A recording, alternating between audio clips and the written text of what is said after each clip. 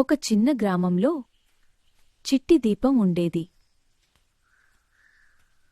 దీపం చాలా తెలివైనది కాదు, కాని ఆమెకు ఒక గొప్ప గుణం ఉంది. ప్రతిరోజు ఉదయం దీపం పక్షులకు నీళ్లు పెట్టేది, ఆవుకు గడ్డి వేసేది, అమ్మకి ఇంటి పనుల్లో సహాయం చేసేది, చీమలను తొక్కకుండా చూసేది. ఒకరోజు భారీ వర్షం పడింది. రోడ్డు మొత్తం నీళ్లతో నిండిపోయింది. చీమల ఇల్లు మునిగిపోతోంది. దీపం చూసింది. అయ్యో అనుకుంది.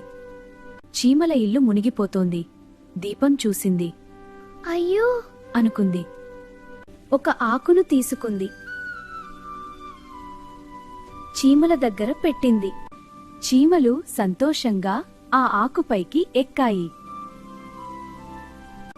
చీమలు సంతోషంగా ఆ ఆకుపైకి ఎక్కాయి. అన్ని చీమలు సేఫ్. దీపం నవ్వింది. చీమలు కూడా సంతోషించాయి.